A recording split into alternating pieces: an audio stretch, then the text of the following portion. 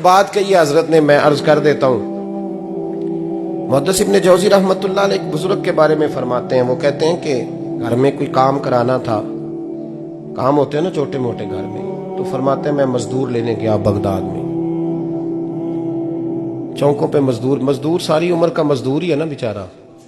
अमीर तो अमीरता होता जा रहा है और गरीब गरीबतर हो। हमारे तो पीर भी लोगों को कह रहे हैं फकीर हो जाओ, खुद अमीर होते जाते, खुद रोज बरोज अमीर हो रहे हैं। दुनिया को कह रहे हैं फकीर हो जाओ। तुम भी तो थोड़ा फकर इख्तियार करो ना भाई, जो दर्स दे रहे हो। इल्ला माशाअल्लाह, सबकी बात नहीं करता।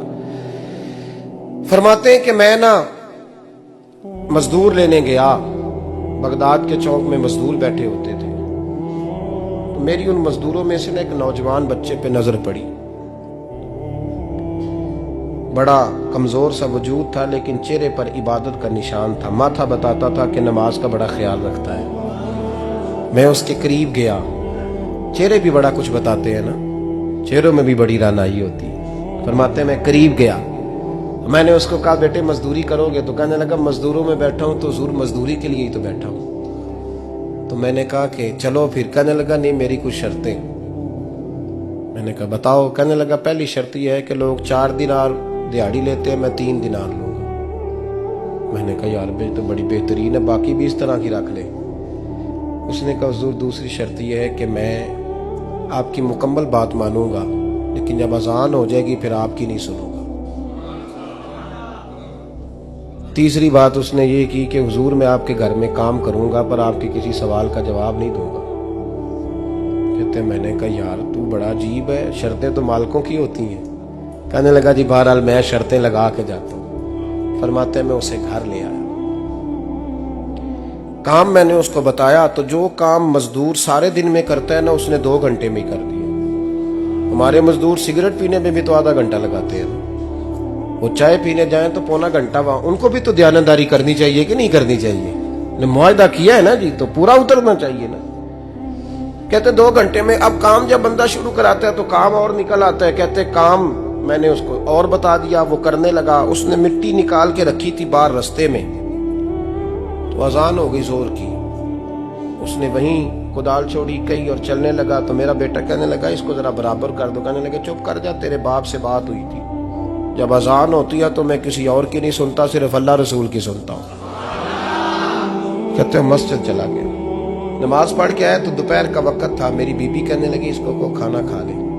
कहते हमने कहा खाना खा लो। तो कहने लगा मैंने रोजा रखा, रमजान भी नहीं था, नफली रोजा रखा हुआ। फरमाते हैं शाम हुई, मैंने 3 दिनार दिए। तो मैंने कहा तेरा नाम क्या है? कहने लगा मैंने आपसे कहा था मैं किसी सवाल का जवाब नहीं दूंगा। तो वो चला गया। अगले दिन मैं फिर लेने गया उसे, काम कुछ और निकल आए। तो लोगों ने बताया वो सिर्फ हफ्ते वाले दिन आता है। मैंने कहा क्यों? कहने लगे जी वो कहता है मेरा हफ्ते का खर्चा 3 दिनार है, जब 3 दिनार कमा लेता हूं तो बाकी सारा टाइम अल्लाह रसूल की जिक्र में गुजार दिया करता हूं। फरमाते हैं जी अगले हफ्ते मैं फिर लेने गया। मैंने पूरा हफ्ता इंतजार किया कि काम उसी से कराना है। मैं जब गया तो मैंने कहा चलो। कहने लगा मेरी शर्तें याद है ना? और मैंने कहा याद है भाई, साथ चल। फरमाते हैं काम कराया। 2-3 हफ्ते वो आता रहा। एक हफ्ते में गया तो लोगों ने कहा हुजूर आज नहीं आया। क्यों? कहने लगे बीमार हो गए। कहाँ घर है? कहने लगे बगदाद के कब्रिस्तान के पीछे जो कच्ची आबादी है उसमें रहता है। फरमाते मैं गया, दरवाजे पे दस्तक दी तो कहने लगा हुजूर आप हैं? दरवाजा खुला है, आ जाइए। फरमाते मैं अंदर गया तो मैंने कहा तुम्हें कैसे पता चला मैं आया हूं? कहने लगा हुजूर अल्लाह वाले हो, आप नहीं आना था, वरना अमीर तो गरीबों का पता लेने कोई नहीं आते। कहते मैं करीब गया तो कहने लगा मैं आपका इंतजार कर रहा था, तेज बुखार है, तप रहा। जेब से कुछ पैसे निकाले। कहने लगा ये पैसे रखने। एक अंगूठी निकाली। कहने लगा हुजूर आज रात को मेरा इंतकाल हो जाएगा, इन पैसों का कफन खरीद के सुबह जनाजा पढ़ के मुझे दफन कर देना, और जब दफन करो तो ये अंगूठी लेके असर के बाद हारून रशीद के पास जाना। आप उसे कहना मैंने मिलना है, पर वो आपको टाइम नहीं देगा। आप उसको आवाज दीजिएगा कि तेरी एक अमानत है मेरे पास, फिर वो आपसे मिलेगा तो अंगूठी दे दें, फिर आप मेरी तरफ से फारिग हैं। हजरत फरमाने लगे तेरा नाम? और कहने लगा हुजूर वक्त थोड़ा है, आज रात मैंने जाना है, बड़ी लंबी माफी मांगनी है रब करीम से, अगर मुनासिब समझे तो मुझे अपने रब से तन्हाई कर देने।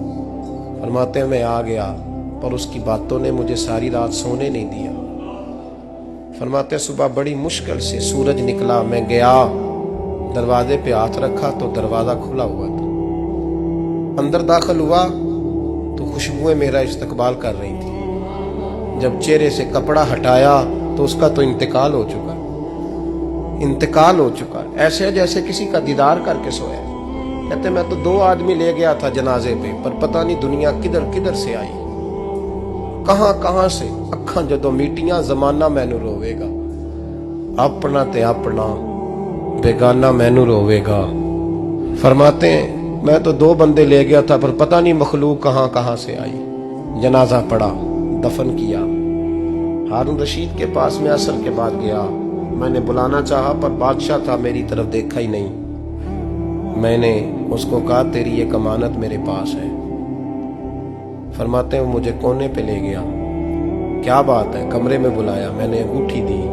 हारून रशीद तो चीखे मारने लगा, कहने लगा अंगूठी वाला कहाँ है? मैंने कहा वो तो इंतकाल कर गया। कहने लगा मुझे कब्र पे ले चल। कहते मैं कब्र पे लाया तो वो लेट गया, तड़प के रोने लगा। मैंने कहा मेरा कलेजा फट जाएगा, ना उसने कुछ बताया ना तूने बताया, ये कौन था? तो हारून रशीद कहने लगा ये मेरा बेटा था। मैंने कहा तेरा बेटा और मजदूर? कहने लगा हुजूर ये हजरत दाऊद ताई के पास बैठा करता था, उनका मुरीद था, मुझे रोज कहता था अब्बा तूने बड़ी दुनिया इकट्ठी कर ली है, मरते वक्त तुझसे टांगे समेटी नहीं जाएंगी, इतना हिसाब नहीं तू दे सकेगा। मैं इसको समझा देता, इसकी अम्मा समझा देती। ये रोज हमें कहता छोड़ दो, आ जाओ अल्लाह रसूल की बारगाह में झुक जाएं। हम समझ, एक दिन ये चला गया। कहने लगा फिर तुम्हारा रास्ता और है और मेरा रास्ता और है। ये सोने की अंगूठी गलती से इसके पास रह गई, गलती से हीरे की अंगूठी चली गई। कहने लगा देखो मेरे बेटे ने आज वो भी वापस कर दी है। फिर तड़प के कहने लगा हारून रशीद था तो ये मेरा बेटा, पर मेरा मुर्शद निकला, मेरा पीर निकला। भाई जिंदगी तो बड़ी थोड़ी है ना। बाबा साहब ने कहा था उठ फरीदा सुत्या, और दाढ़ी आ गया पूर, अग्गा नेड़े आ गया, पिछा रह गया दूर। उठ फरीदा सुत्या, खलकत वेखन जा, मते कोई मिल जाई बख्शिया ते तू ही बख्शिया जा।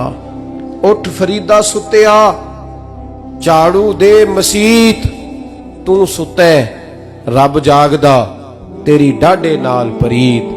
मेरा रब हमें भी अपनी बारगाह में कबूल फरमाए।